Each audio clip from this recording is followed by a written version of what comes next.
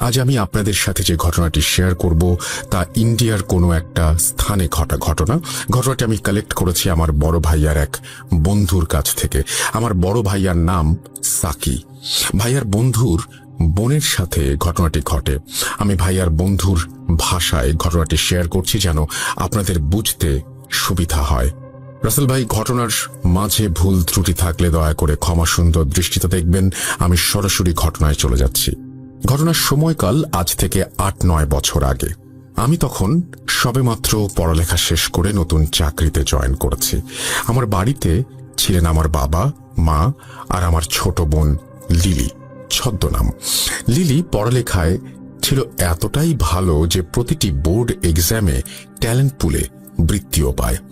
তার স্কুল কলেজের সকলের কাছেই সে খুব পছন্দের একটি মেয়ে ছিল। লিলি স্কুলে থাকতেই সে তার বান্ধবীদের পড়াতে পারত। তার বান্ধবীরা প্রায় দিনই আমাদের বাসায় আসতো লিলির কাছে তাদের পড়া বুঝে নিতে। লিলির ইচ্ছা ছিল সে খুব বড় একজন ডাক্তার হবে। আমার বাবা মাও লিলিকে নিয়ে অনেক আশায় ছিলেন, কেননা লিলির মেধা কোনো সাধারণ মানুষের মতো ছিল না। লেখাপড়ায় খুব ভালো হবার পাশাপাশি খুব শান্ত স্বভাবের মেয়ে ছিল লিলি। আমার পরিবারের সকলেই তাকে অনেক বেশি আদর করত। আমার ছোট মামাও তাদের মধ্যেই একজন ছিলেন। আমার মামা লিলিকে নিজের মেয়ের মতো দেখতেন। আমার মামার বিয়ে হয়েছিল প্রায় 12-13 বছর আগে, কিন্তু ওনাদের কোনো সন্তান ছিল না। লিলিকে তাই তারা অনেক বেশি আদর করতেন। আমার মামা মামি আমাকেও আদর করতেন, কিন্তু লিলির প্রতি তাদের আদরের পরিমাণটা ছিল একটু বেশি। প্রতি ঈদেই তারা লিলির জন্য নানা রকমের উপহার পাঠাতেন। ঈদ বা কোনো উৎসব ছাড়াও তারা প্রায় সময় আমার আর লিলির জন্য অনেক কিছুই পাঠাতেন, কিন্তু লিলির জন্য স্পেশাল ভাবে আরো অনেক কিছু পাঠাতেন। আমার মামা কর্মসূত্রে ইন্ডিয়া থাকতেন, কিন্তু বর্তমানে তিনি মৃত। আমার মামার জন্য আপনারা সবাই আল্লাহর কাছে দোয়া করবেন, তিনি যেন জান্নাতবাসী হন। আমার মামা নিজের জীবনের মায়া ত্যাগ না করলে আজ হয়তো লিলি আমাদের মাঝে বেঁচে থাকতো না। লিলি খুব ভালো ছাত্রী হওয়ার কারণে আমার মামা আমার মাকে প্রস্তাব দেন লিলিকে ইন্ডিয়া নিয়ে গিয়ে লেখাপড়া করানোর। আমার মা একমাত্র মেয়েকে এত দূরে পাঠাতে কিছুতেই রাজি ছিলেন না। আমার মাকে আমি আর আমার বাবা দুজনে মিলে অনেকে বুঝিয়ে রাজি করাই, কেননা এমন সুযোগ সবার ভাগ্যে জোটে না, আর সুযোগ পেলে তা ছেড়ে দেয়া বোকামি ছাড়া আর কিছুই নয়। লিলি ইন্ডিয়া যাবার জন্য এক কথায় রাজি ছিল, কারণ দেশের বাইরে যাবার মতো সুযোগ আমার মামা ছাড়া আমার পরিবারের আর কারোরই হয়ে ওঠেনি। আমার মামা মামি আমার মাকে বলেন তারা লিলিকে নিজের মেয়ের মতো করে রাখবেন আর তার যত্নের কোনো ত্রুটি হতে দেবেন না। আমার মা মন থেকে মেনে না নিলেও তাকে সবার জন্য লিলিকে ইন্ডিয়া পাঠানোর জন্য রাজি হতে হয়। আসলে মায়ের মন সন্তানের জন্য উতলা থাকবে, এটাই তো স্বাভাবিক। লিলিকে ইন্ডিয়া পাঠানোর জন্য যাবতীয় ব্যবস্থা করা হয়, আর কয়েকদিনের মধ্যেই লিলি ইন্ডিয়ায় চলে যায়। লিলি চলে গেলে বাসাটা ফাঁকা ফাঁকা লাগতো। আমি প্রতিদিন তাকে ফোন দিয়ে তার খোঁজ নিতাম। লিলি সেখানে এক মেডিকেলে কোচিংয়ে ভর্তি হয়। এভাবে আস্তে আস্তে 1 বছর পার হয়ে যায়। লিলির মেডিকেল ভর্তি পরীক্ষাও শেষ হয়ে যায়, আর লিলি সেখানে সবার থেকে ভালো মেডিকেল কলেজে ভর্তি হবার সুযোগ পায়। কিন্তু আমার মামা যে শহরে থাকতেন, লিলির মেডিকেল কলেজটি সেই শহর থেকে 125 কিলোমিটার দূরে ছিল। তাই মামা লিলিকে সেই মেডিকেল কলেজের আশেপাশে একটি ছাত্রী হোস্টেল ঠিক করে দেন, আর প্রতি সপ্তাহে একবার করে সেখানে গিয়ে লিলিকে দেখে আসবেন বলে সেই মেডিকেল কলেজে ভর্তি করিয়ে দেন। ক্লাস শুরুর কয়েকদিন আগে লিলি সেই হোস্টেলে চলে যায়। মামা লিলিকে ট্রেনে তুলে দিয়ে বাসায় ফিরে আসেন। বাসায় এসে মামা তার কাজের ফাঁকে প্রায় প্রতি ঘন্টায় লিলিকে ফোন দিয়ে তার খোঁজ খবর নিচ্ছিলেন। লিলিও আল্লাহর রহমতে ভালোভাবেই তার গন্তব্যে পৌঁছে যায়। 10-12 দিন পর লিলি ফোন দিয়ে আমার মামাকে বলে সে একা থাকতে পারছে না, আর তার নাকি খুব খারাপ লাগছে। আমার মামা সেদিনই লিলিকে নিতে সেখানে চলে যান, আর লিলিকে নিয়ে বাসায় ফিরে আসেন। লিলি বলে সে কিছুদিন বাসায় থেকে তারপরে কলেজে ফিরে যাবে। এভাবে 15 দিন পার হয়ে যায়। লিলি তার মেডিকেল কলেজে ফিরে যায়। এবারে সে সেখানে গিয়ে নিজেকে কিছুটা কষ্ট হলেও মানিয়ে নিতে সক্ষম হয়। লিলি হোস্টেলের যে রুমে থাকতো সেই রুমটি ছিল ছোট একটি রুম। হোস্টেলটা হোস্টেলটা খুব বেশি বড় ছিল না, আর রুমগুলো ছোট ছোট ছিল জন্য সকলেই সিঙ্গেল রুম নিয়েই থাকতো। লিলির হোস্টেলের সকলেই ছিল তার কলেজের স্টুডেন্ট, আর প্রায় সকলেই নতুন প্রথম বর্ষে ভর্তি হয়েছিল। হোস্টেলে যে কয়েকজন বড় আপু ছিল তারা লিলি ও তার বান্ধবীদের একটা ব্যাপারে সতর্ক করে দেয়। তারা বলে রাত 3টার পর দরজায় আওয়াজ পেলে দরজা না খুলতে, আর তাদের পড়া নিয়ে কোনো সমস্যা থাকলে তারা চাইলেই আপুদের কাছে হেল্প চাইতে পারবে। দরজা খুলতে না করার কারণ জিজ্ঞাসা করলে আপুরা বলেন, যা বলছি তাই করো, এর বেশি কিছু জানতে চাইবে না। সিনিয়র হিসেবে আমাদের দায়িত্ব তোমাদের জানানোর।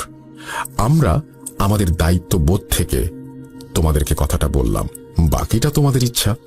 আপুরা চলে গেলে লিলি তার আশেপাশের রুমে কয়েকজনের সাথে পরিচিত হতে থাকে। পরিচিত হয়ে আড্ডা দিতে দিতে রাত 12টা বেজে যায়। লিলি সেদিন তার রুমে ফিরে এসে ঘুমিয়ে পড়ে। পরদিন থেকে নিয়ম করে কলেজে যাওয়া, ক্লাস করা, ক্লাস থেকে ফিরে এসে বান্ধবীদের নিয়ে রান্না করা, খাওয়া, এসবের পর বাকি সময় লিলি লেখাপড়া নিয়ে ব্যস্ত থাকত। লিলির শুরুর দিকে 15 দিনের মতো বাড়িতে থাকায় তার পড়া বুঝতে কিছুটা সমস্যা হচ্ছিল। আপুদের কাছে সাহায্য চাইবে কিনা ভাবতে ভাবতে সে প্রতিদিন রাত জেগে সেই পড়া বোঝার চেষ্টা চালিয়ে যেতে থাকে। প্রতিদিন রাত প্রায় 2:30 পর্যন্ত সে লেখাপড়া করে ঘুমিয়ে যেত। এভাবেই তার দিনকাল ভালোই চলছিল। দেখতে দেখতে তার পরীক্ষার সময় নিকটে চলে আসে বিধায় সে রাত প্রায় 3:30 পর্যন্ত লেখাপড়া শুরু করে।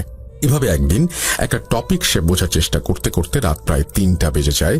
3:15 দিকে তার দরজায় 3বার নক করে কেউ। লিলি বিরক্ত হয়ে দরজা খুলে দেখে একটি মেয়ে দাঁড়িয়ে আছে।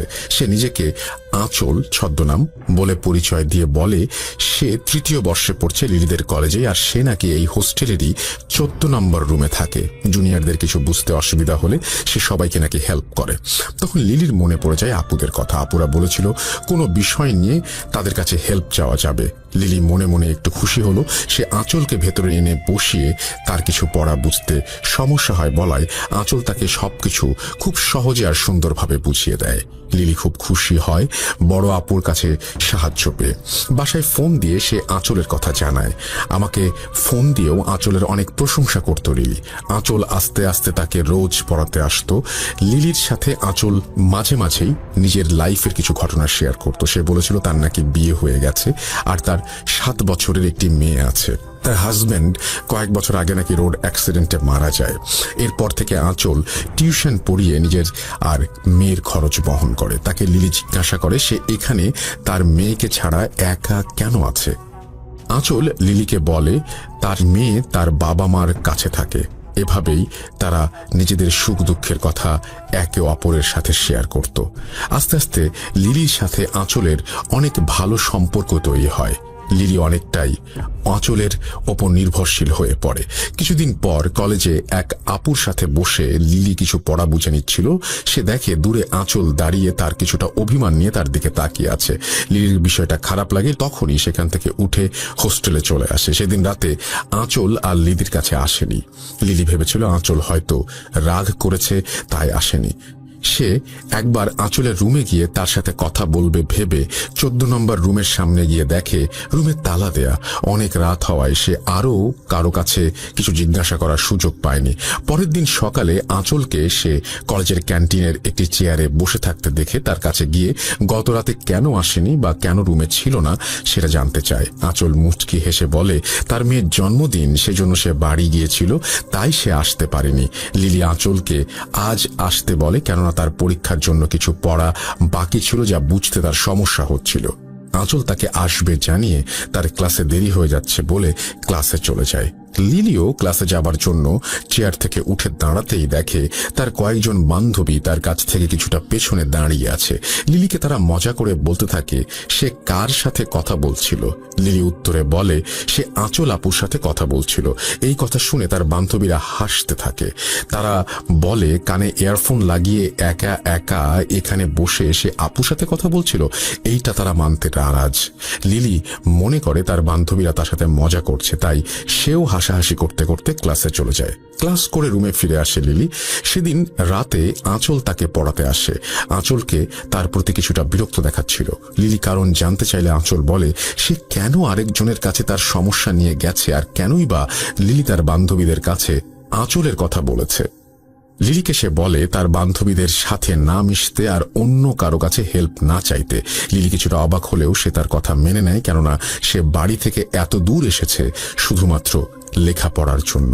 লিলি আরো খেয়াল করতে থাকে আঁচল যখনই তার রুমে আসতো তখনই রুমের তাপমাত্রা কমে যেত আর খুব হালকা একটা বাজে গন্ধ তার নাকে ভেসে আসতো। সে আঁচলকে জিজ্ঞাসা করলে আঁচল বলতো সে কোনো গন্ধই পাচ্ছে না। লিলি মনের ভুল ভেবে ব্যাপারটাকে পাত্তা দেয়নি। কিছুদিন পর আঁচল এসে বলে সে 4 দিনের জন্য বাড়িতে যাবে, কারণ তার মেয়ে কিছুটা অসুস্থ। লিলি আঁচলকে তার ফোন নাম্বার দিতে বললে আঁচল জানায় সে ফোন ব্যবহার করে না আর তাকে চিন্তা করতে মানা করে, কেননা সে ঠিক 4 দিন পরই নাকি ফিরে আসবে। লিলির পরীক্ষা থাকায় আঁচল তাকে গুরুত্বপূর্ণ কিছু টপিক পড়ার জন্য বলে যায়। লিলি পরের দিন পরীক্ষার হলে গিয়ে দেখে আঁচল তাকে যা যা পড়তে বলেছিল হুবহু তাই তাই পরীক্ষা এসেছে। লিলি এসব দেখে অনেক বেশি খুশি হয় আর পরীক্ষা দিয়ে রুমে চলে আসে। এভাবে 4 দিন পার হয়ে 5ম দিন লিলি আঁচলের জন্য অপেক্ষা করতে থাকে, কিন্তু আঁচল ফিরে আসে না। পরের দিন ক্লাস হলে আঁচল এসেছে কিনা দেখার জন্য লিলি 14 নম্বর রুমের সামনে যায় আর গিয়ে দেখে রুমে তালা ঝুলছে। আঁচলের রুমের সামনে লিলিকে দেখে এক বড় আপু এসে তাকে জিজ্ঞাসা করে সে এই রুমের সামনে কেন দাঁড়িয়ে আছে। লিলি তাকে জানায় সে আঁচল আপুকে খুঁজতে এসেছে।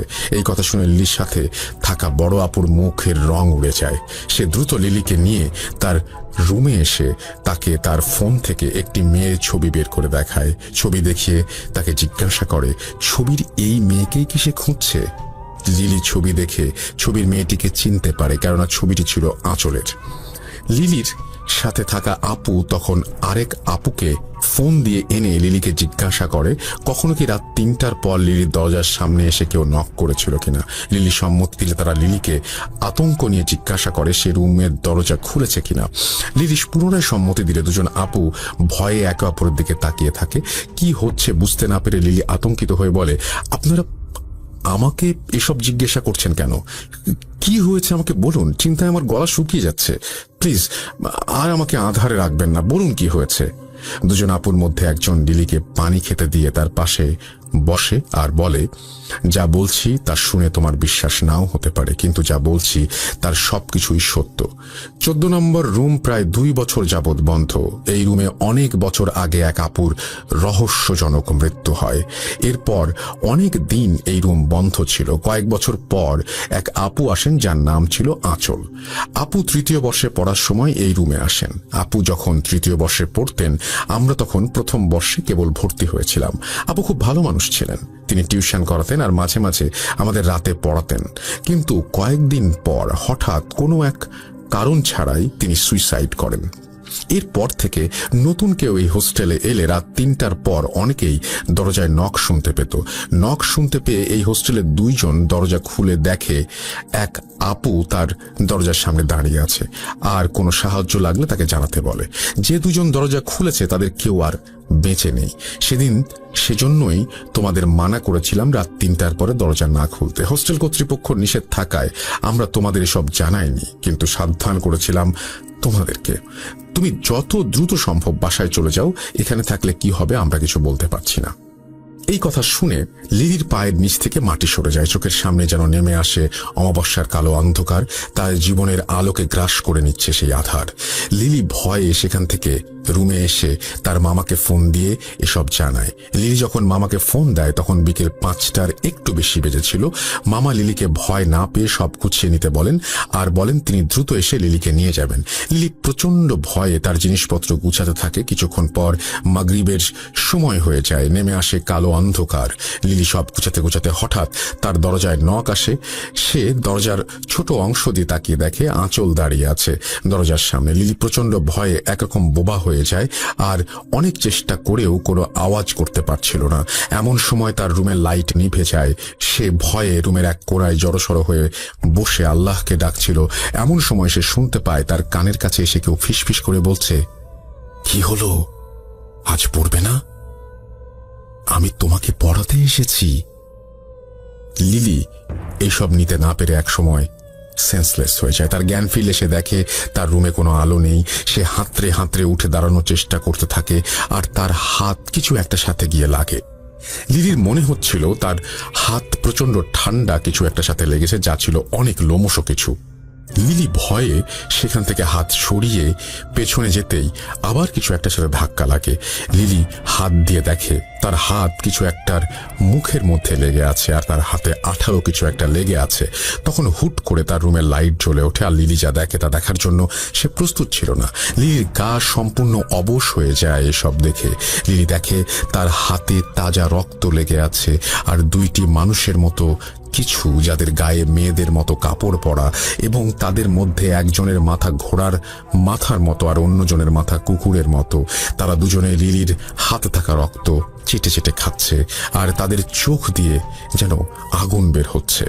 তাদের চোখের দিকে তাকিয়ে লিলি সম্মোহিত হয়ে যায় আর চেয়ারে দাঁড়িয়ে তার রুমে থাকা ফ্যানের সাথে ওড়না পেঁচিয়ে সুইসাইড করতে যায়। তার অবস্থা এমন ছিল যেন সে নিজের আয়ত্তের অনেক বাইরে চলে গেছে, নিজের ওপরে থাকা সব ক্ষমতা যেন হারিয়ে ফেলেছে। লিলি গলায় ওড়না পেঁচাতে যাবে এমন সময় তার কানে মামার কণ্ঠ ভেসে আসতেই সে যেন নিজের প্রতি সকল কন্ট্রোল ফিরে পায় আর এক দৌড়ে দরজা খুলে দেয়। মামা রুমে প্রবেশ করে দুইটি অবয়বকে দেখতে পান। মামা রুমে প্রবেশ করার সাথে সাথে রুমের দরজা বন্ধ হয়ে যায় আর কিছুক্ষণ পর আবার রুমের আলো নিভে যায়। লিলি ও মামা দুজনেই শুনতে পায় তাদের কানে কেউ ফিসফিস করে বলছে, লাভ নেই, লাভ নেই। মামা কাঁদতে কাঁদতে বলেন, না, আমার মেয়েকে নিও না, আমার মেয়েকে মেরো না, অনেক ছোট, আমার জীবন নিয়ে নাও, দরকার হলে আমাকে নাও, আমার মেয়েকে ছেড়ে দাও। আমার নিজের সন্তান নেই, এই মেয়েই আমার সবকিছু, ওর কিছু হলে আমি আর আমার স্ত্রী এমনিতেই মরে যাব। এর থেকে আমাকে মেরে আমার মেয়েকে যেতে দাও, দয়া করে আমার মেয়েকে তোমরা মেরো না। মামার কথা শেষ হতে না হতেই প্রচন্ড শব্দে দরজা খুলে যায় আর কেউ যেন লিলিকে দরজার বাইরে ছুঁড়ে ফেলে দেয়। আবার দরজা বন্ধ হয়ে যায়। লিলি ব্যথায় চিৎকার করতে থাকে। হোস্টেলে উপস্থিত সকলে লিলির রুমের সামনে এসে দেখে লিলি পড়ে আছে দরজার সামনে আর লিলির রুম থেকে আমার মামার আর্ত চিৎকার ভেসে আসছে। কিছুক্ষণ পর সব থেমে যায় আর রুমের দরজা আপনা আপনি খুলে যায়।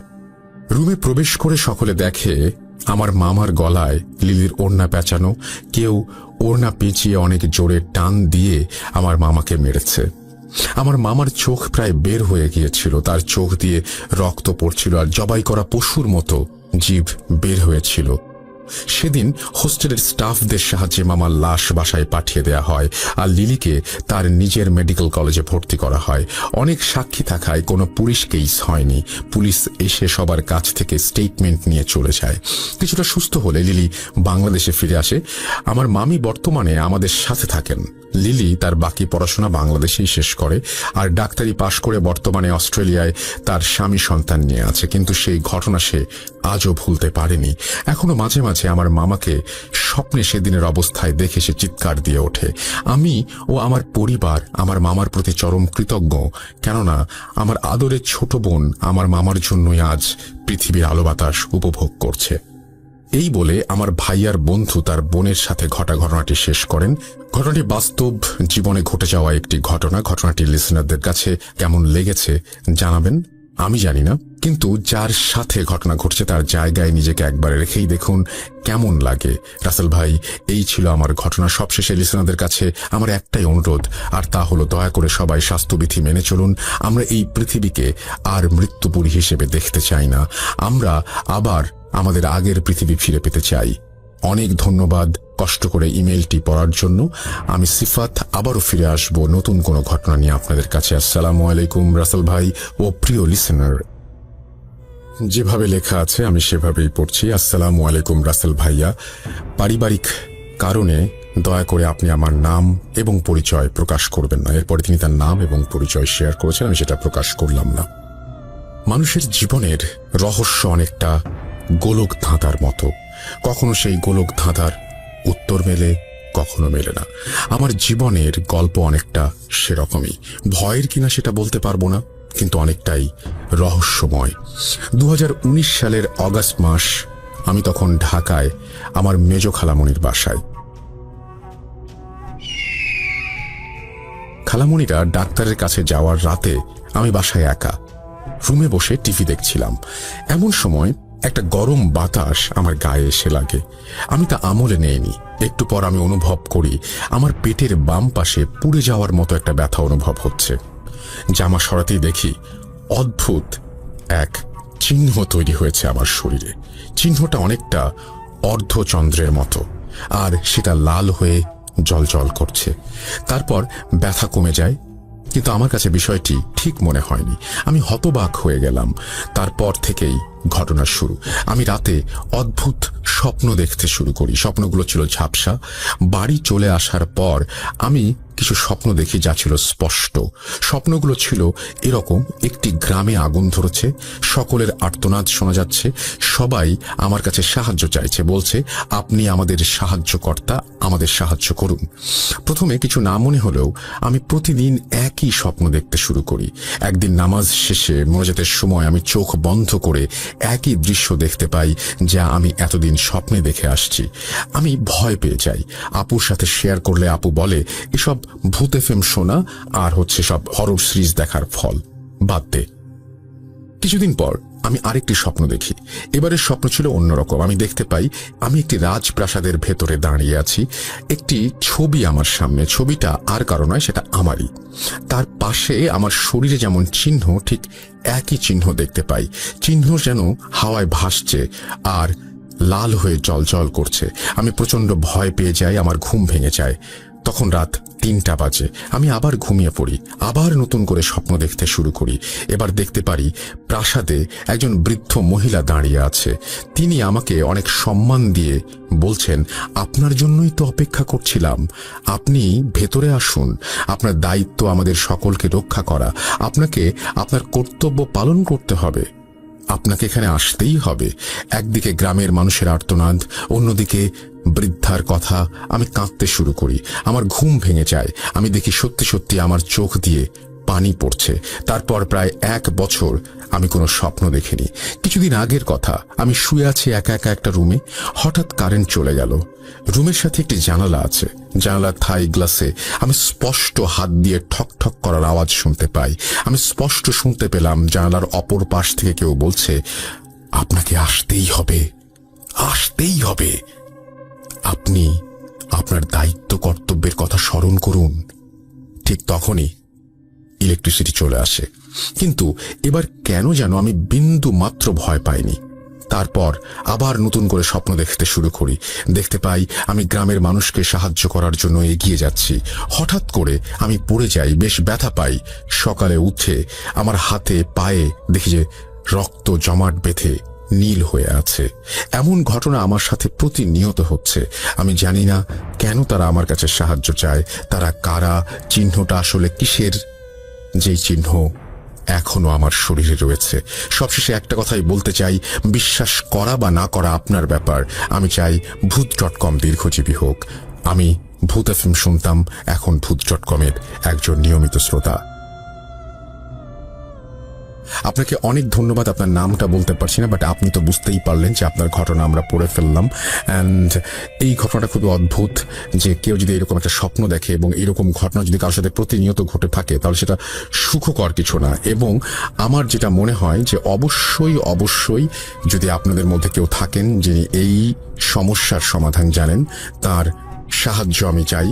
আমাদের যিনি স্টোরি সেন্ড করেছেন তার জন্য যদি কোনো সাহায্য করতে পারেন আপনারা, বা যদি কোনো সমাধান থাকে এই সমস্যা থেকে বের হয়ে আসার, তাহলে অবশ্যই আমাদের জানাবেন। অনেক সময়ই আমাদের নিজের অজান্তেই আমাদের সাথে অনেকেই কমিউনিকেট করার চেষ্টা করে। কেউ কেউ সেটা বোঝে, কেউ কেউ বোঝে না। অনেক সময় দেখা যায় না যে হঠাৎ করেই কারো কথা আমাদের মনে পড়লো, কেউ হয়তো কিছু একটা বলছে, এরকম অনেক সময় আপনার চিন্তা হতেও পারে। এটা সাইকিয়াট্রিস্ট বা যারা হচ্ছে সাইকোলজিস্ট তারা অনেক সময় বলেন। আমি এটা আমার মতন করে বলছি যে অনেকেই অনেক সময় টেলিপ্যাথি করে আপনার সাথে কমিউনিকেট করার চেষ্টা করে। এটা হতেই পারে। যেমন আমি একটা কথা যেন পড়েছিলাম যে মানুষের সাথে গাছের অনেক মিল, মানে জিনের দিক দিয়ে। আমি জানি না সত্য মিথ্যা, আমি পড়েছিলাম একটা জায়গায় একটা বইয়ে। তো এখন এরকম কি হয় কখনো যে কোনো গাছ, আপনার জানালার পাশে কোনো একটা গাছ রয়েছে, সেই গাছটি কোনোভাবে টেলিপ্যাথির মাধ্যমে আপনার সাথে কমিউনিকেট করার চেষ্টা করছে? আমি জানি না, একেবারেই কথার কথা বলছি, পুরোপুরি পাগলের প্রলাপ বলে মনে হতে পারে, বাট মানে হতেই তো পারে যে এরকম একটা ঘটনা আপনার সাথে ঘটছে। সেক্ষেত্রে আপনি কি করবেন? বা কেউ আপনাকে আসলে কোনো কিছু জানাতে চাইছে টেলিপ্যাথির মাধ্যমে, সে হয়তো এই ভুবনের কেউ বা সে হয়তো অন্য কোনো পৃথিবীর, কিন্তু সে কমিউনিকেট করার চেষ্টা করছে আপনার সাথে। তখন আপনি কি করবেন? আপনি অনেক সময় মনে হয় টের পান, চিন্তা করলে কারো কারো চিন্তা হুট করে এসেই চিন্তায় বাধা দেয়। কেউ যেন আপনাকে কিছু বলছে, কেউ যেন আপনাকে কোনো কিছু করতে বলছে। আপনি তখন সহসাই বলেন, আমার মন বলছে এটা করা উচিত। কোনো কোনো সময় আপনি আপনার মনের সাথে কথা বলেন। খুব অদ্ভুত কিন্তু ব্যাপারটা। আমি জানি যে এরকম অসংখ্য ঘটনা আপনাদের কাছেও আছে। যদি থাকে তাহলে লিখে পাঠান আমাদের কাছে। আমাদের ইমেল অ্যাড্রেস হচ্ছে russell.booth.com@gmail.com। আপনার ঘটনার অপেক্ষায় থাকলাম। আমরা চলে যাব আমাদের পরবর্তী ঘটনায়। যেভাবে লেখা আছে আমি সেভাবেই পড়ছি। আসসালামু আলাইকুম রাসেল ভাই ও প্রিয় শ্রোতা বন্ধুরা, কেমন আছেন সবাই? আশা করি ভালো আছেন। আমি মোহাম্মদ সাবিত আলম বলছি ময়মনসিংহ থেকে। আমি শুরুতেই রাসেল ভাইকে অসংখ্য ধন্যবাদ দিতে চাই। এপিসোড ৭৭, ৭৮, ৭৯-তে আমার ৩টি ঘটনা পড়ে শোনাবার জন্য। এত ইন্সপিরেশন পেলে আসলে ঘটনা কালেক্ট করার ইচ্ছা অনেক বেড়ে যায়। যাই হোক রাসেল ভাই, ফিরে আসি আজকের ঘটনা কালেক্ট করার কথায়।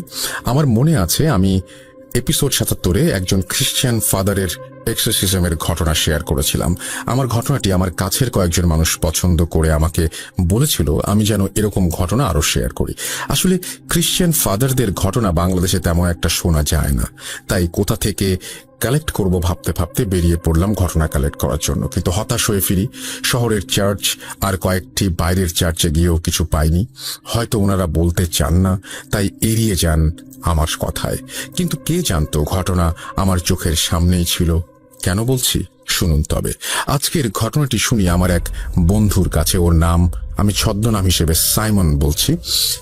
আমি ঘটনা খুঁজতে খুঁজতে ক্লান্ত হয়ে একদিন আমাদের গ্রুপ চ্যাটে মেসেজিং করছিলাম। তখন হঠাৎ করে সাইমনের আইডি আমার চোখে পড়তে ওকে মেসেজ করি এবং বলি যে ওর কাছে কোনো ঘটনা আছে কিনা, কারণ সেও একজন খ্রিস্টান। ও বলে 10 মিনিট পর আমাকে কল করবে। কিছুক্ষণ পর সে আমাকে কল করে বলল যে তার কাছে তার গ্র্যান্ডফাদার অর্থাৎ তার দাদুর একটা ঘটনা রয়েছে যা ঘটেছিল 60-এর দশকে।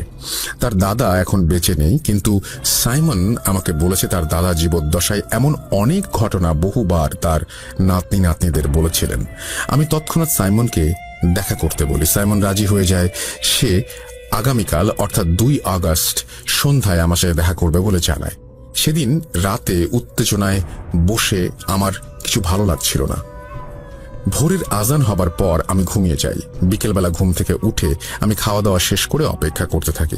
সন্ধ্যার আগে আগেই বাসা থেকে বেরিয়ে টিউশনিতে গিয়ে ছাত্রদের পড়া শেষ করে সাইমনের সাথে দেখা করব ভেবেছিলাম। কিন্তু সেদিন আমার এতটাই এক্সাইটমেন্ট কাজ করছিল যে আমি আর বেশি সময় পড়াতে পারিনি। মাগরিবের আজানের পর আমি সাইমনকে কল করি। সে আমাকে বলে সে থানার ঘাট আসবে আর তার নাকি 30 মিনিট সময় লাগবে। থানার ঘাট আমার টিউশন এরিয়া থেকে বেশ দূরে না হওয়ায় আমি খুশি হলাম আর হেঁটে হেঁটে চলে গেলাম সেখানে। থানার ঘাটে পৌঁছে আমি আমার পরিচিত চায়ের দোকান থেকে চা বানিয়ে নিয়ে নদীর পাড়ে একটা সিঁড়িতে বসে চা খাচ্ছিলাম। যেহেতু লকডাউন তাই শহরের ভেতর দেখা করা যায়নি। কিছুটা নিরিবিলি হওয়ায় থানার ঘাট আমার বেশ ভালো চয়েস বলে মনে হলো। এদিকে মানুষও কিছুটা কম থাকায় ঘটনা শুনতে বেশ সমস্যা হবে ভেবে আমি খুশি হচ্ছিলাম। আমি বসে আছি 10 মিনিট। হঠাৎ আমার ফোনে কল এলো সাইমনের এবং সে বলল সে চলে এসেছে। আমার লোকেশন থেকে কয়েক কদম দূরে থাকায় আমি ওকে সামনে এগোতে বললাম। দোকানে এসে ওর জন্য চা নিয়ে বসলাম। সাইমন এলো। কুশল বিনিময় করে চা খেতে দিলাম আর জিজ্ঞাসা করলাম ওর দাদার ঘটনা কি। ওকে এও বলি যে আমি ভূত.com-এ ঘটনাটি শেয়ার করব, তার অনুমতি আছে কিনা। সে তখন আমাকে একটাই শর্ত দিল যে তার নাম তার জায়গা গোপন রেখে আমি যদি শেয়ার করতে পারি তবেই সে আমাকে ঘটনাটি বলবে। আমি রাজি হয়ে যাই আর ওকে শুরু করতে বলি ওর দাদুর ঘটনাটি। সাইমন চা খেতে খেতে ঘটনাটি বলেছিল ওর দাদুর ভাষায়। আমিও ঘটনাটি ওর দাদুর ভাষাতেই আপনাদের সামনে উপস্থাপন করছি আর অনিচ্ছাকৃত ভুলের জন্য আগেই ক্ষমা চেয়ে নিচ্ছি। চলুন চলে যাই সাইমনের দাদা এরিকের ঘটনায়। আমার নাম এরিক। আমার বাবা একজন কৃষক ছিলেন আর উনি ছোটবেলা থেকেই ওনার বাবা অর্থাৎ আমার দাদুর কাছ থেকে কবিরাজি দীক্ষায় দীক্ষিত হয়েছিলেন। আমার দাদু ও আমার বাবা এলাকার অনেক নামী ব্যক্তি ছিলেন। মানুষের রোগ ব্যাধির চিকিৎসাও তারা করতেন। আমার দাদু ডেভিলের আসরের চিকিৎসাও করতেন। আমার বাবা দাদুর কাছ থেকে শিখে একই সাথে তারা দুজন মিলে এই কাজগুলি করতেন। বিনিময়ে ওনারা কোনো টাকা পয়সা না নিয়ে ভাতের চাল, ধান এবং শাকসবজি নিয়ে থাকতেন। গ্রামের মানুষও তাদের ওপর বেশ খুশি ছিল। একদিন গ্রামে এক ভিনদেশী লোকের আগমন ঘটে, একজন শয়তানের পূজারীর। সে আমাদের এলাকার চার্চ থেকে কিছুটা দূরে তার আস্তানা করে বসে। কবিরাজ গ্রামে এলে তাকে সেখান থেকে তাড়ানোর মতো সাহস কারো ছিল না, কারণ তার নাকি কিছু অলৌকিক ক্ষমতা রয়েছে। সে মানুষের ইচ্ছা নাকি পূরণ করে দিতে পারত, আর সে যার ইচ্ছা পূরণ করত তাকে নাকি খুব বড় কিছু বা খুব কঠিন কিছু দিয়ে সেই ইচ্ছের দাম চুকাতে হতো। আর তার বাসস্থান সে খুব ভয়ঙ্করভাবে সাজিয়েছিল বলে সবাই বলতো। ছনের ঝুপড়ির ছাদের ওপর শিংওয়ালা কোনো এক কঙ্কালের মাথা পতাকার মতো একটি স্ট্যান্ডে লাগানো ছিল। সেই কবিরাজ সেখানে একা থাকলে আশেপাশের মানুষ গেলে শুনতে পেত সে অনেকগুলো মানুষ একসাথে মন্ত্র পড়লে যেমন শোনা যায় ঠিক তেমন শোনা যেত। আর ঝুপড়ির ঘরের চারপাশে সাদা কোনো কিছুর গুঁড়োর ঘের দেওয়া ছিল, আর ঘেরের ওপর আগুন জ্বালিয়ে রাখা হতো। আর তার বাসস্থান সামনে দিয়ে গেলে অনেকেই শুনতে পেত কেউ ফিসফিস করে তার নাম ধরে ডাকছে আর ফিসফিস করে বলছে, এসো আমার কাছে, যা চাইবে তাই পাবে, এসো এসো এসো আমার কাছে। এসব শুনে মানুষ ভয় সেখানে যেত না। এদিকে গ্রামের এক দম্পতি ছিল। আমাদের আদিবাসীরা মাতৃতান্ত্রিক হওয়ায় বাবার নামে কম লোকে চিনত, তাই সেই দম্পতি স্ত্রীর নামে অর্থাৎ মেরি দম্পতি হিসেবে সবাই চিনত। মেরি দম্পতি বিয়ের 7-8 বছরেও তাদের কোনো সন্তান ছিল না, কিন্তু তারা প্রচণ্ড ধর্মভীরু হওয়ায় নিয়মিত চার্চে গডের আরাধনা করত আর ভালো ভালো কাজ করত। কিন্তু এক পর্যায়ে গডের ওপর তারা রুষ্ট হয়ে যান আর চলে যান সেই শয়তানের পূজারীর কাছে, কারণ এত আরাধনার পর গড তাদের কোনো সন্তান দেননি। কিন্তু তারা জানতেন না যে গডের ওপর আস্থা হারিয়ে তারা শুধু নিজেদের বিপদই না, পুরো গ্রামের জন্য বিপদ ডেকে এনেছেন।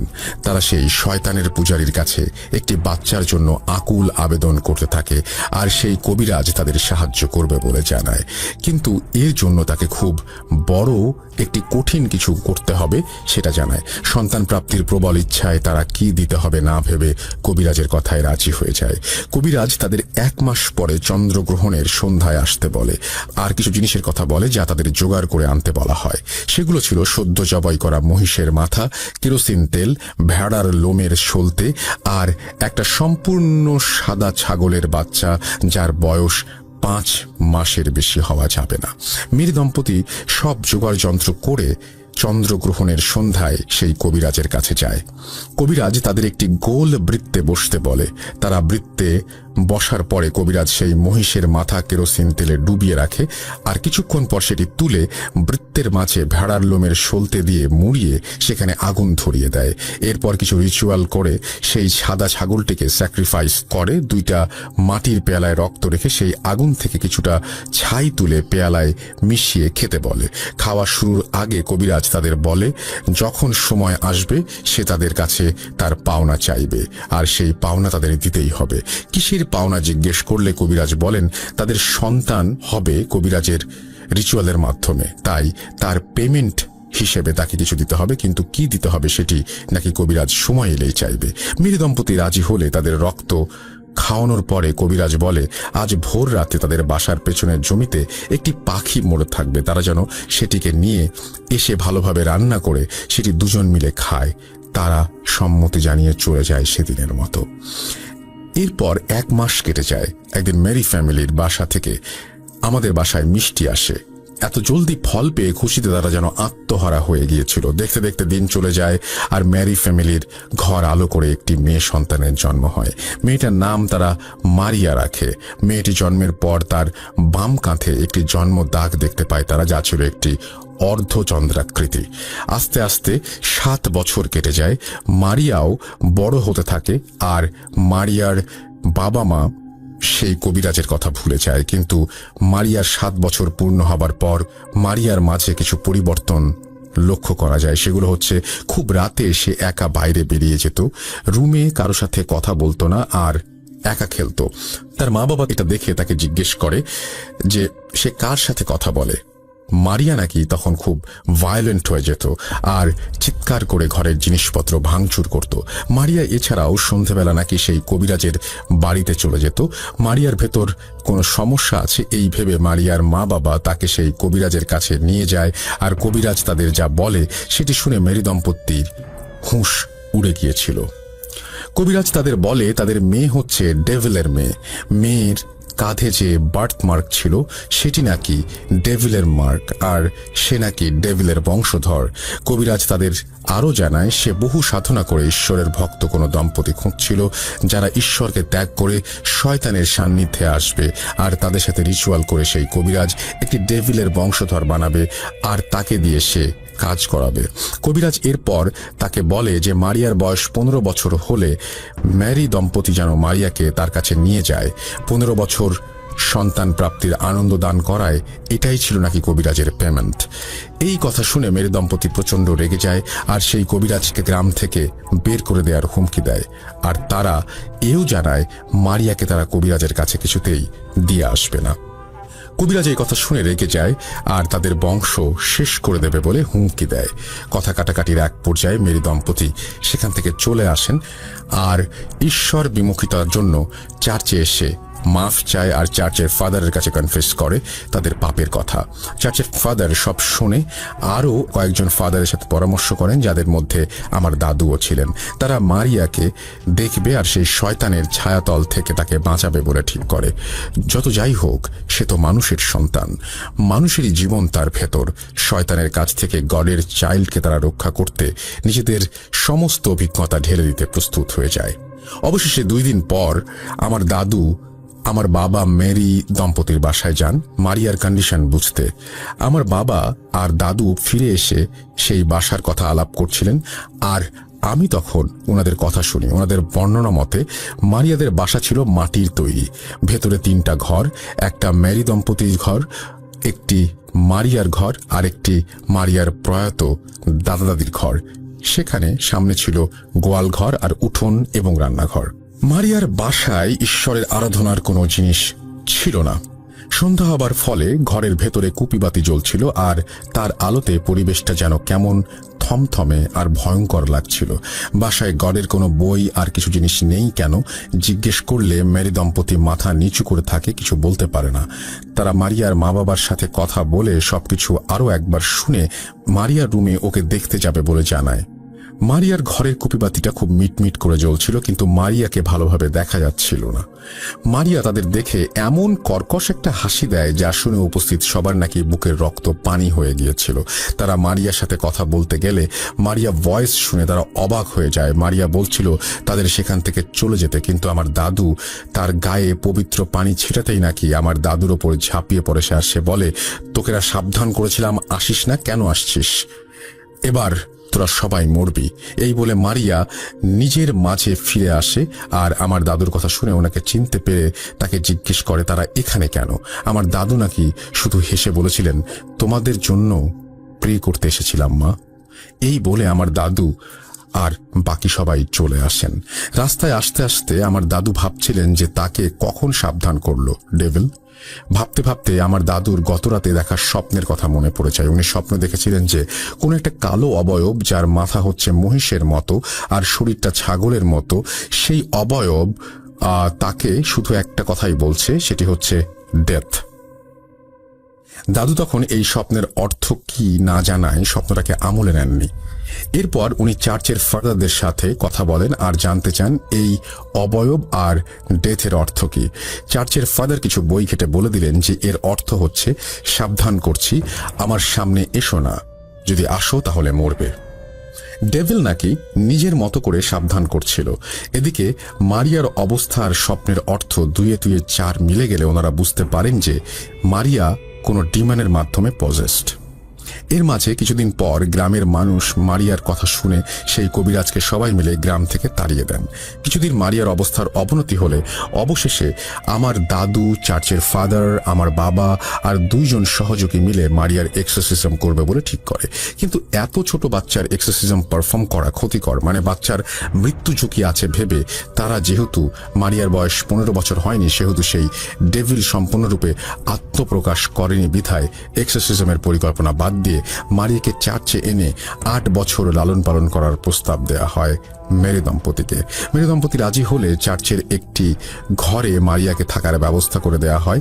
ঈশ্বরের ঘরে থাকার ফলে মারিয়ার ভেতর এই 8 বছর তেমন কোনো সমস্যা না দেখা গেলেও যেদিন মারিয়ার বয়স 15 বছর হয়েছিল সেদিন সকালে দেখা যায় মারিয়া চার্চের প্রেয়ার রুমের সামনে পড়ে আছে আর তার দুই পায়ের মাঝে সরু একটা বাঁশের কঞ্চি রাখা, আর মুখ দিয়ে গেঁজা বের হচ্ছে।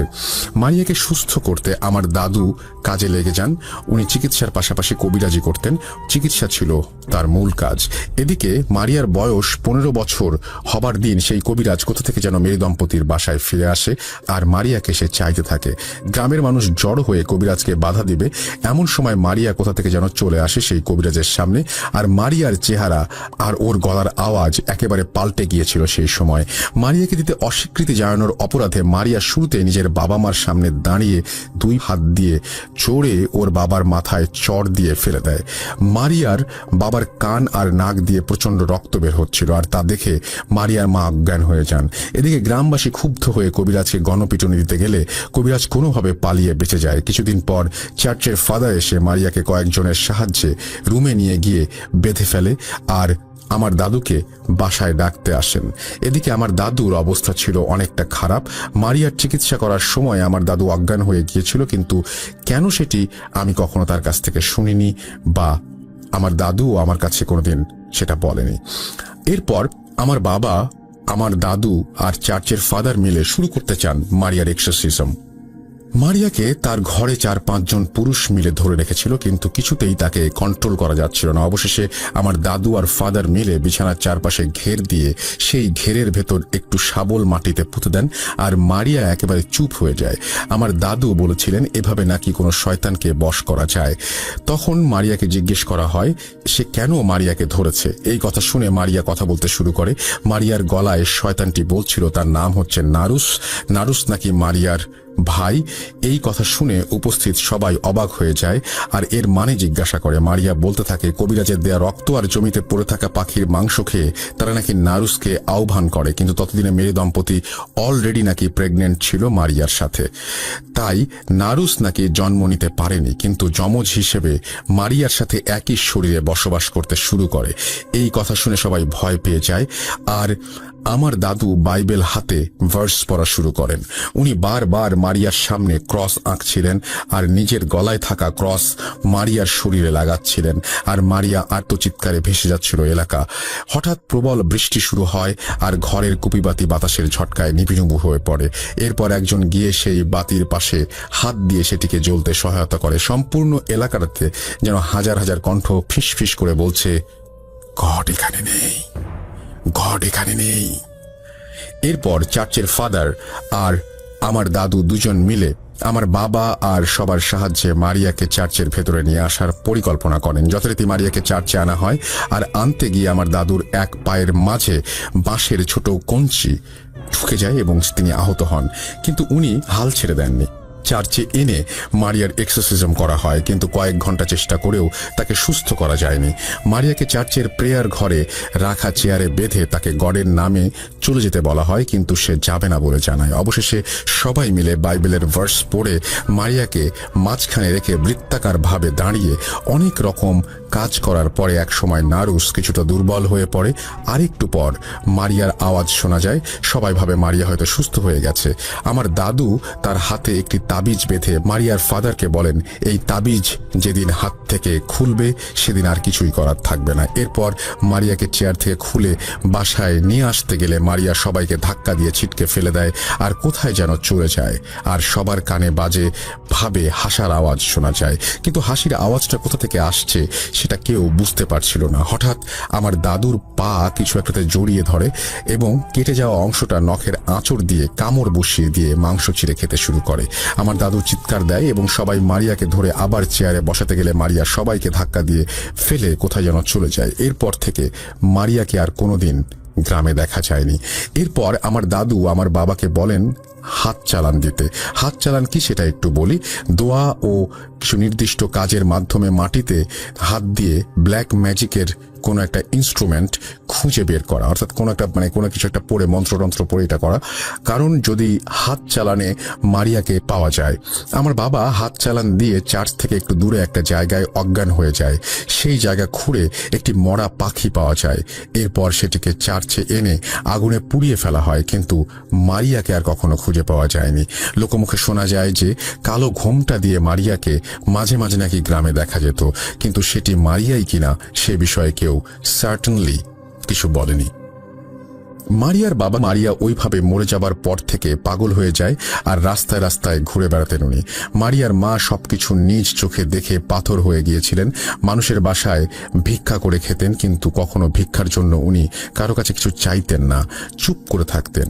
আর আমার দাদুর পায়ের অংশে মারিয়ার কামড়ের পর সেই অংশ পৌঁছে গিয়ে 1 মাসের মাঝে আমার দাদুও মারা যান। ডেভিল আমার দাদুকে স্বপ্নে সাবধান করেছিল, কিন্তু দাদু বুঝেননি, তাই আজ উনি আমাদের মাঝে নেই। ডেভিল তার ওয়ার্নিং পূরণ করে দেখিয়েছিল। সাইমন তার দাদু এরিকের মুখে তার দাদু অর্থাৎ এরিকের দাদুর ঘটনা শুনে নাকি এরিক দাদুকে জিজ্ঞাসা করেছিল যে সে কবিরাজি করে কিনা, কারণ সাইমন ছোটবেলা থেকে এই শহরে বড় হয়েছে আর গ্রামে বেশি একটা থাকেনি, তাই তার জানা ছিল না। সাইমনের কথা শুনে তার দাদু এরিক হেসেছিল, কিন্তু কিছু নাকি বলেনি। সাইমনের ঘটনা শেষ হবার পর আমি আর সাইমন দুজনে আবার চা নিয়ে দোকানে বিল পরিশোধ করে চলে আসি। কিন্তু আস্তে আস্তে আমি ভাবছিলাম, একজন দাদুর নিজের দাদুর ঘটনা অর্থাৎ পরদাদুর ঘটনা কিভাবে লিখি। আমি অবশেষে যতটুকু পেরেছি লেখার ট্রাই করে লিখে পাঠিয়ে দিলাম। রাসেল ভাই, ভালো লাগলে পড়ে শোনাবেন। আমার বিশ্বাসের কথা বলে সাইমনের ঘটনাটি আমার অথেন্টিক লেগেছে, আর ইনস্ট্যান্টলি বানিয়ে বানিয়ে আমার মনে হয় না একটানে ওর মতো এইভাবে ঘটনা বানিয়ে বলা সম্ভব। রাসেল ভাই, ভূত.com থেকে আমার জীবনে অনেকের কাছ থেকে অনেকের সাকসেসের ঘটনা আমি শুনেছি। কারো সাহায্য করতে গিয়ে ফেলিয়ারের ঘটনা বেশি একটা শোনা যায় না, তাই আজ আপনাদের সাথে একটি ফেলিয়ারের ঘটনা অর্থাৎ ফেল করেছে এরকম একটা ঘটনা আজকে শেয়ার করলাম। আমি আরেকটি ঘটনা বলতে চাই রাসেল ভাই লিসনারদের উদ্দেশ্যে, সেটি হচ্ছে ঘুরে ঘুরে ঘটনা কালেক্ট করা। আমি ভেবেছিলাম খুব সহজ একটি কাজ, কিন্তু না, কাজটি এতটা সহজ নয়। মাঝে মাঝে এমন কিছু ঘটনা পাই, নিজেই ভাবি এই ঘটনা শুনতে এত দূর এলাম। আমাদের নিজেদেরও ঘটনা যাচাই বাছাই করে তারপর 1-2টা ঘটনা পাঠাবার উপযোগী বলে মনে হয়। আর 2 আগস্ট সাইমনের মুখ থেকে ঘটনাটি শুনে আমি স্টোরির সত্যতা জানতে চাইলে সাইমন আমাকে বলেছিল 11 তারিখ তার মা আসবেন, আমি যেন ভেরিফাই করে নেই। যথারীতি আজকের ঘটনাটি সাইমনের মায়ের কাছ থেকে ভেরিফাই করে নেয়া। ধন্যবাদ রাসেল ভাই ঘটনাটি পড়ে শোনাবার জন্য। সবাইকে ধন্যবাদ ধৈর্য নিয়ে আমার ঘটনাটি শোনার জন্য। ভূত.com দীর্ঘজীবী হোক, সবাই ভালো থাকবেন। আমার কাছে আরো কিছু ঘটনা আছে রাসেল ভাই, আপনি চাইলে সেগুলো শেয়ার করব। আমি সাবিত বলছি ময়মনসিংহ থেকে। আসসালামু আলাইকুম, এটা বলে তারপরে তিনি তার মোবাইল নাম্বার শেয়ার করেছেন। ওয়ালাইকুম সালাম। আপনার এই ঘটনাটিও চমৎকার, থ্যাংক ইউ সো মাচ। আশা করছি আপনাদেরও ভালো লেগেছে। যদি আপনাদের কাছেও এরকম ভয়ঙ্কর ঘটনা থাকে তবে সেগুলো লিখে পাঠান আমাদেরকে, এবং লিখে পাঠাতে হলে যেটা করতে হবে, আমাদের ইমেল অ্যাড্রেসটা আরও একবার মনে করিয়ে দিচ্ছি আপনাদেরকে, এটা মনে রাখতে হবে। আমাদের ইমেল অ্যাড্রেস হচ্ছে russell.booth.com@gmail.com। আপনার নাম, ঠিকানা এবং ফোন নাম্বার সহ আপনার জীবনে ঘটে যাওয়া বা আপনার জানা সেরা ঘটনা লিখে পাঠিয়ে দিন আমাদের কাছে। ঘটনার শুরুতে অবশ্যই উল্লেখ করুন ঘটনাটি আপনি স্টুডিওতে এসে শেয়ার করতে চান, নাকি আপনি চান আপনার ঘটনা আমরা পড়ে শোনাই। যারা দেশের বাইরে রয়েছেন তারা সরাসরি অডিও ক্লিপ পাঠাতে পারেন বা লিখেও পাঠাতে পারেন ঘটনাটি। আমরা চলে যাব আমাদের পরবর্তী ঘটনায়। আমি জিজ্ঞাসা করব না আপনি কেমন আছেন, আমি জানি আপনি সবসময় ভালোর দলে। তো আমি নাম অ্যাড্রেস প্রকাশে অনিচ্ছুক, তাই আপনার নাম প্রকাশ করলাম না। আমার সঙ্গে ঘটে যাওয়া জানি না এটা আসলে ভৌতিক নাকি অন্য কিছু। আমি পেশায় একজন ড্রাইভার, বাস চালক। তো আমি সরাসরি আমার ঘটনায় চলে যাই। সালটা ছিল 2014 সাল। আমার ওই সময় ডিউটি ছিল দিনাজপুর ঢাকা। আমি বাংলাদেশের ভালো এক সুনামধন্য কোম্পানির বাস চালাই। তো আমি ঢাকা যাচ্ছিলাম। তো এলেঙ্গা পার হয়ে আমার সঙ্গে ঘটে যায় এক ঘটনা, সেটাই আপনার সঙ্গে শেয়ার করতেছি। আমি গাড়ি চালাচ্ছিলাম, তো একবার হঠাৎ করে দেখলাম যে আমার রাস্তার এপাশ থেকে ওপাশে একটা সাদা রঙের ছায়া মূর্তি দৌড় দিয়ে পার হয়ে গেল। কিন্তু আমি ওর প্রায় কাছাকাছি ছিলাম। আমি যখন ওইখানে যায় দেখলাম, যখন সে আমার ডাইন সাইডে গেছে, যখন ওইখানে যায় আমি দেখলাম তো ও আমার ডাইন সাইডে ছিল না। তো আমি ভাবলাম যে হয়তোবা এটা আমার চোখের ভুল বা হয়তোবা ঘুম ধরছে, এই কারণে এগুলা হয়তোবা দেখতেছি।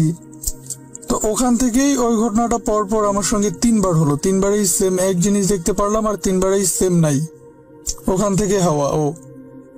তো সেদিন আর কোনো কিছু ঘটলো না। চলে আসলাম পরে, আবার পরের দিন বিকালবেলা চলে আসলাম দিনাজপুরে। বাসা গেলাম, বাসা যেয়ে আমি একদম পুরো সুস্থ ছিলাম।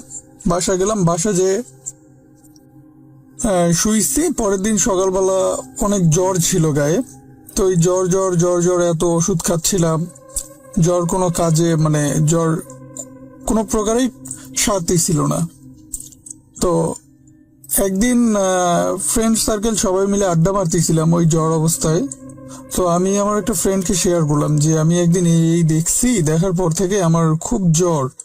তো জ্বরটা সারতেছে না, আমার এত ওষুধ খাচ্ছি কোনো কাজেই হচ্ছে না। তো ও বললো যে তাহলে চল, আমার এক চেনা পরিচিত এক হুজুর আছে, ওনার কাছে যাই দেখি যে তোর অবস্থা কি।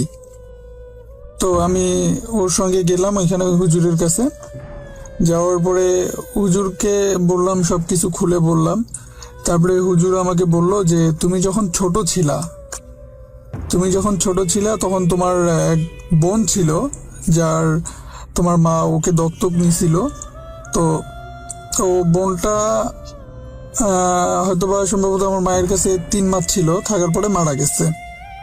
তো তারপরে আমার মাকে নাকি বলে ও এরকম ভাবে করতো বা ওই দেখা দিত। তো আমি তো জানতাম না এই বিষয়গুলো। তো পরে আমি পরে বাসা আসলাম, আমার মায়ের কাছে শেয়ার করলাম। শেয়ার করার পরে তারপরে ওই দিনকার রাত্রেবেলা ঘুমাইছি। তো রাত্রেবেলা স্বপ্ন দেখলাম, আমি চিনি না কে ছিল বা মানে আমি কোনোদিনও তাকে দেখি নাই।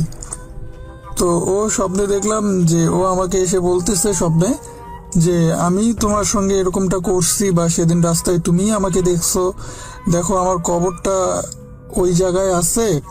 আমাদের বাসার পাশে একটা বড় বাগান আছে, ওই বাগানের এক সাইডে কবর দেওয়া হয়েছিল ওকে। তো আমার কবরটা ওইখানে আছে, আমার কবরটা ভাঙ্গে গেছে, বা আমার কবরটাতে কেউ এখন যায় না বা জিয়ারত করে না, আমি অনেক কষ্টে আছি। তো যদি পারো আমার কবরটাকে ভালো করে দিও। বাস এতটুকুই দেখছিলাম। তারপরে আমার তখনও গায়ে জ্বর ছিল। তারপরে আমি নিজে থেকে আমার আম্মুকে বললাম। সবকিছু বলার পরে আমার আম্মু ওটা শোনার পরে আমার আম্মু যায়, আসলেই দেখে যে কবরটা অনেকটা ভাঙ্গে গেছে বা দেখা যাচ্ছে ভিতরে। তো তারপরে কবরটা যখন ঠিক করে দেওয়া হলো, তো মানে একটা সাধারণভাবে কবরটা ঠিক করে দেওয়ার 3 থেকে 3.5 ঘন্টার ভিতরে আমার এত জ্বর, যেখানে আমি 1 মাস ধরে ছুটি করতেছি, গাড়িতে যাইতে পারতেছি না, এত ভালো ভালো ওষুধ খাইলাম, তারপরে কোনো কাজ হচ্ছে না। তো 3 ঘন্টা থেকে 3.5 ঘন্টার ভিতরে আমি পুরা সুস্থ। তো আমার ভূতে ফ্যামে পাঠানো সর্বপ্রথম এটাই ঘটনা। যদি ভালো লাগে প্লে করে শোনাবে। আসসালামু আলাইকুম রাসেল ভাই, আশা করি ভালো আছেন, কেননা আপনি সবসময় ভালো করে থাকেন। তো আমি আজকে যে ঘটনাটি শেয়ার করব, এটা আমার সাথে নিজের সাথে ঘটে যাওয়া একটি ঘটনা। তার আগে আমি পরিচয়টা দিয়ে নিই। আমি মোহাম্মদ বাহারুল হক রিশাদ, আমি বগুড়ায় থাকি। ইন্টার সেকেন্ড ইয়ারের একজন শিক্ষার্থী হিসেবে বর্তমানে অধ্যয়নরত আছি। তো এটি আমার জীবনের ফার্স্ট ঘটে যাওয়া একটা ঘটনা। জানি না কিভাবে গুছিয়ে বলতে পারবো কিনা, তবুও রাসেল ভাই যদি না গুছিয়ে বলতে পারি ক্ষমার দৃষ্টিতে দেখবে। তো যাই হোক, কথা না বাড়িয়ে আমি আমার ঘটনায় চলে যাচ্ছি। ঘটনাটি বেসিক্যালি আমার নিজের সাথে ঘটে যাওয়া একটি ঘটনা। ঘটনাটি গ্রামের বাড়িতে, আমার নিজের নানুর বাড়িতে ঘটে যাওয়া একটি ঘটনা। ঘটনাটি আজ থেকে 2 বছর আগে, যখন আমি গ্রীষ্মের ছুটিতে গ্রামের বাড়িতে বেড়াতে যাই, সেই সময়ে একটি ঘটনা। তো ঘটনাটি আমাদের গ্রামের বাড়ি বর্ণনাটাকে দিয়ে নিই। আমার গ্রামের বাড়িটি হচ্ছে 3টি রুম, সাথে একটি বড় উঠান, এবং উঠানের 2 পাশে এক সাইডে রান্নাঘর। এবং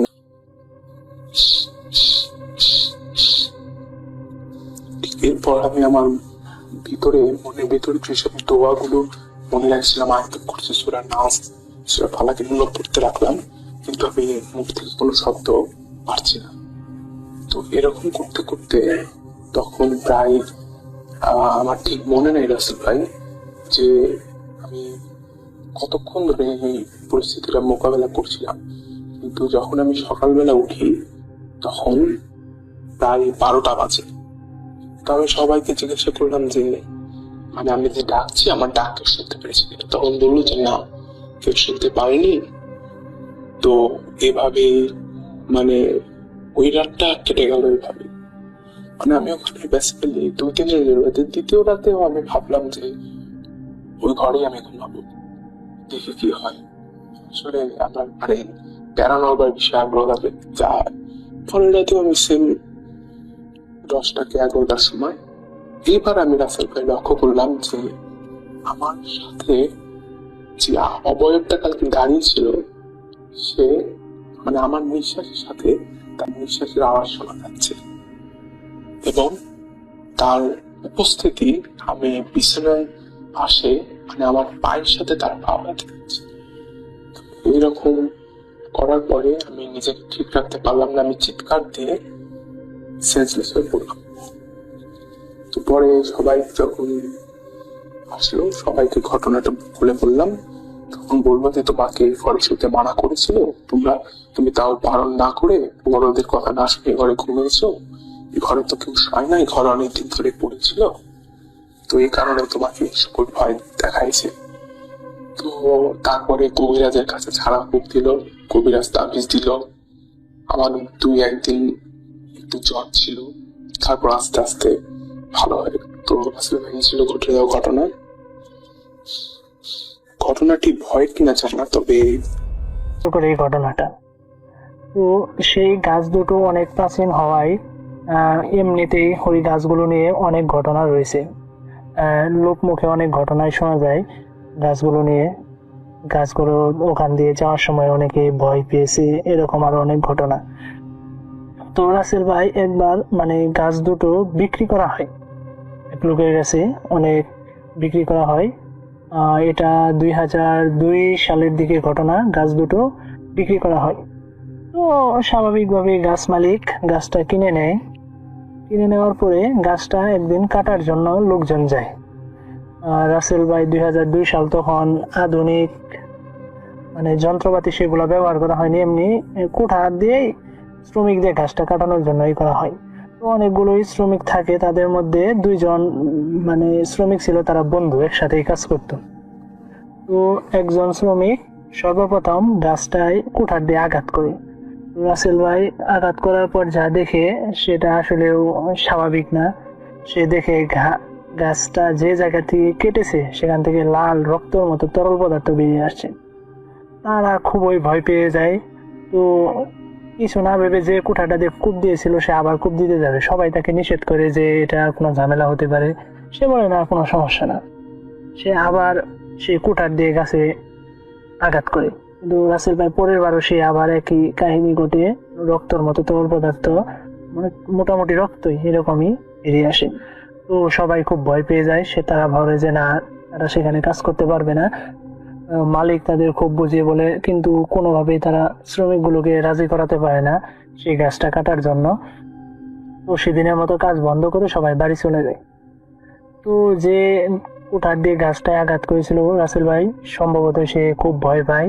রাতে সে যেদিন বাসায় খাওয়া দাওয়া করে ঘুমায়, সে রাতে একটা অদ্ভুত স্বপ্ন দেখে সে গাছ থেকে একজন লোক, অনেক লম্বা, 7 ফুটের মতো লম্বা লোক, সে গাছে থেকে বলছে যে কাজটা তুই ভালো করলি না, এটা আমাদের বসবাসের জায়গা, তোর এটা করা উচিত হলো না। সে দেখে ঘুম ভেঙে যায়, খুব ভয় পায়। পরে রাসেল ভাই তার খুব জ্বর আসে, ডাক্তারের ওষুধ খায়, কিন্তু পরের দিনই লোকটা অস্বাভাবিকভাবে মারা যায়। মানে হালকা জ্বর ছিল কিন্তু কোনো কারণ ছাড়া এমনিতেই লোকটা মারা যায়। লোকটার বয়সও বেশি ছিল না রাসেল ভাই, 35, মানে মোটামুটি অস্বাভাবিক মৃত্যুর মতোই হয়, কোনো কারণ ছিল না।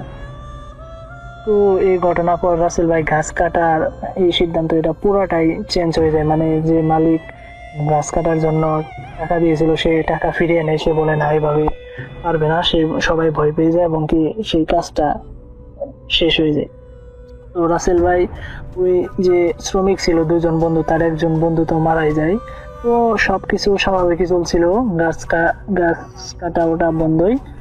তো একদিন ওই শ্রমিক যে মারা গিয়েছিল তার বন্ধু রাত্রে বাজার করে ফিরছিল। তো বাজার করে ফেরার পথে মেন রোড থেকে যখন নামে মন্দিরটার সাইড দিয়ে যাচ্ছিল, তখন হঠাৎ করে দেখে পিছ থেকে একটা লোক আসছে। লোকটা রাসেল ভাই স্বাভাবিক ধরনের একটা সাদা পাঞ্জাবি টাইপের পরা, কিন্তু সে চিনল না, সে তাকে চিনতে পারছিল না।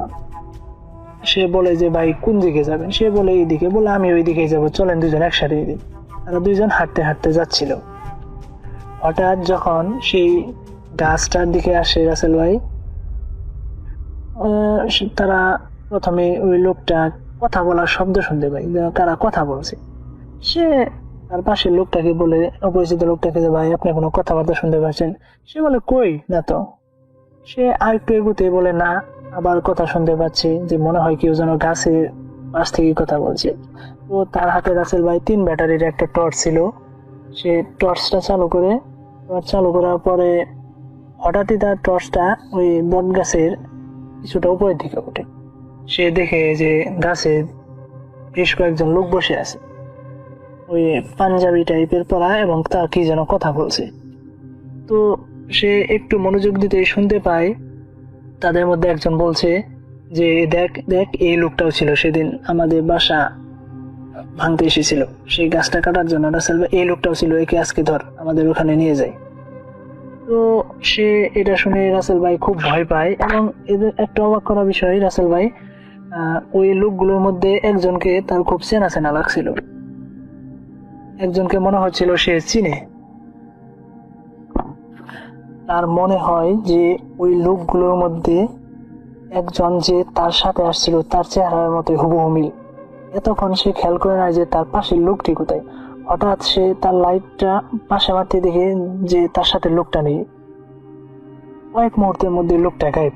রাসেল ভাই মন্দিরের পাশে যে যাচ্ছিল, গাছ দুটা ছিল 2 সাইডে, একটা মন্দিরের ভিতরে আর একটা রাস্তার সাইডে। তো সেখান থেকে এত কম সময়ের মধ্যে কারো উদয় হয়ে যাওয়া সম্ভব না, কারণ সাইডে ফাঁকা মাটি ছিল। তো সে খুব অবাক হয়ে যায় এবং দেখে যে ছায়ামূর্তিগুলো হাওয়ায় ভেসে তার দিকে যেন এগিয়ে আসছে আর বিকট সুরে হাসি দিচ্ছে। এটা দেখে রাসেল ভাই সে খুব ভয় পায় এবং প্রচন্ড দ্রুত গতিতে সে সেখান থেকে পালিয়ে যায় এবং তার বাড়ির উঠোনে গিয়ে চিৎকার দিয়ে অজ্ঞান হয়ে পড়ে যায়।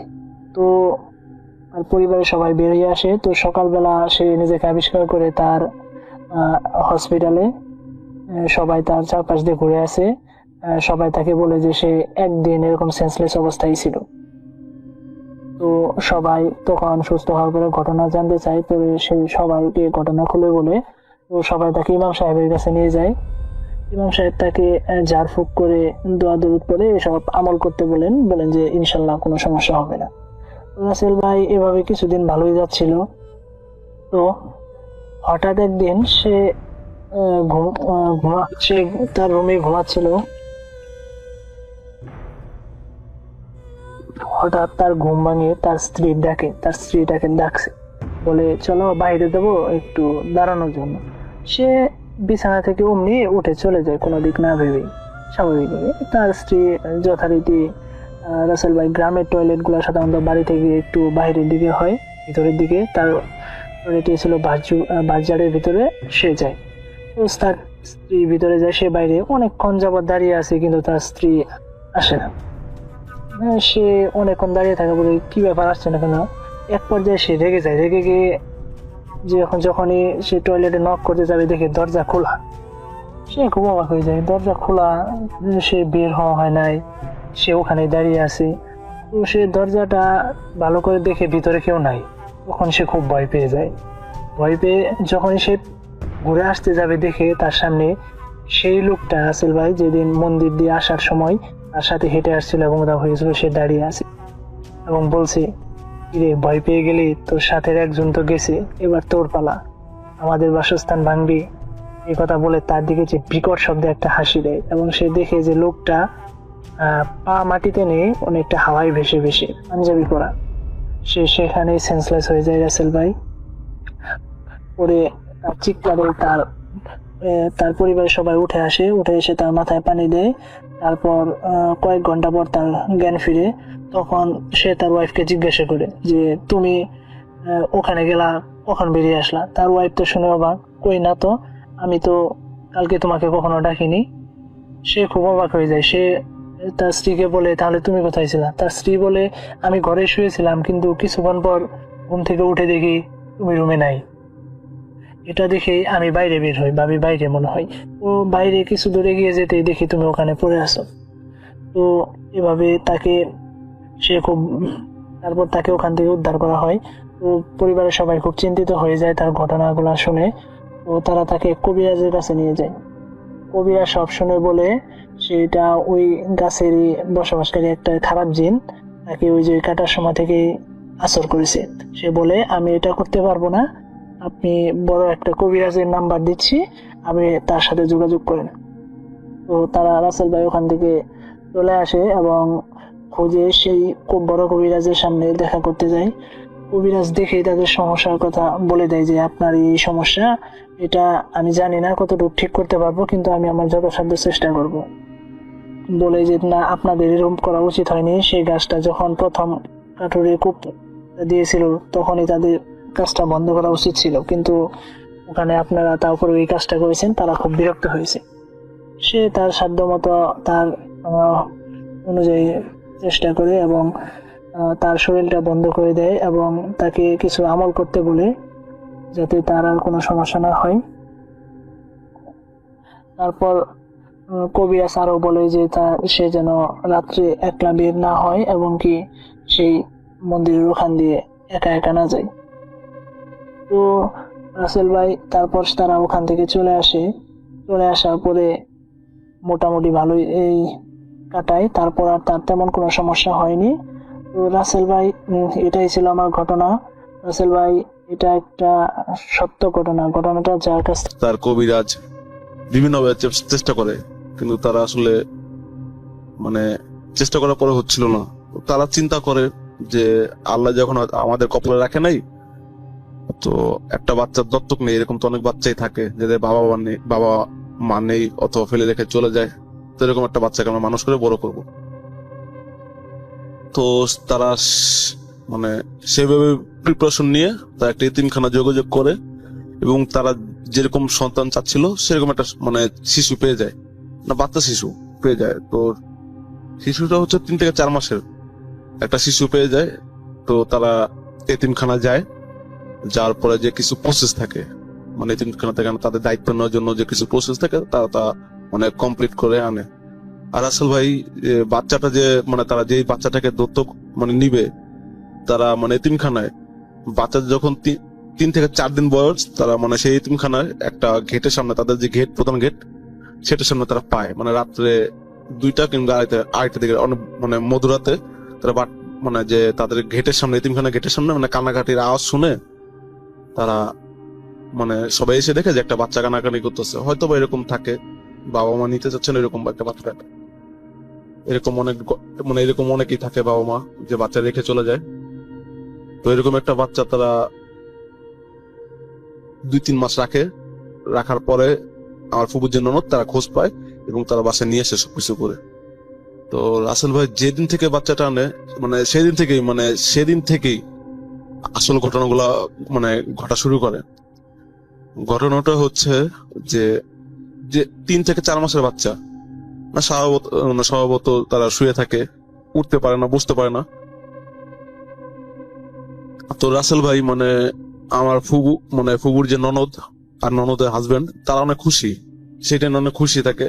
কিন্তু আমার ফুবুর যে ননদ তার হাজবেন্ড একটা কাজে বাইরে যায়, যে বাচ্চার জন্য অনেক জামা কাপড় গুলো দরকার, এটা কিনতে যায়।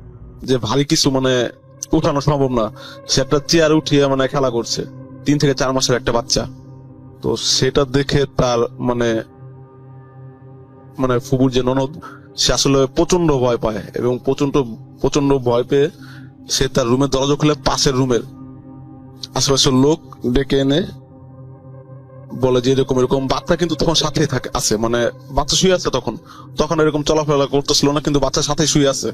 তো বলা হয়তো বা মনের ভুল, মানে প্রথম কোনো মানে বাচ্চা শিশুকে নিয়ে এরকম তার আছে যেন মনে মানে একটা হয়তো ভুল একটা কাজ করতেছে, ভুল কিছু কাজ করতেছে। তো ফুবু যে ননদ, সে মানে আর কোনো রিস্ক না নিয়ে একটা হুজুরকে আনতে চায়। তো সেদিনও মানে ফুবুর যে ননদ, সে বাইরে থাকে।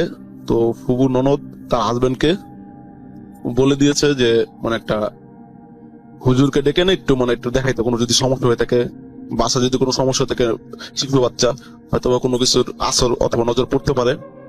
তো সেই জন্য আসলে তার হাজবেন্ড আসার সময় একটা হুজুর আনে। হুজুর আনার পর মানে সে গেট খুলতে যায়, যে আমার ফুবুর ননদ, সে গেট খুলতে যায় যে কে আসলো। মানে যখন হুজুরটা যখন রুমে ঢুকে, তখন থেকে রাসেল ভাই মানে ওই বাচ্চা শিশুকে যে একটু আগে ঘুম পাড়িয়ে রাখছে তাকে আর খুঁজে পাওয়া যাচ্ছে না রুমের মধ্য থেকে।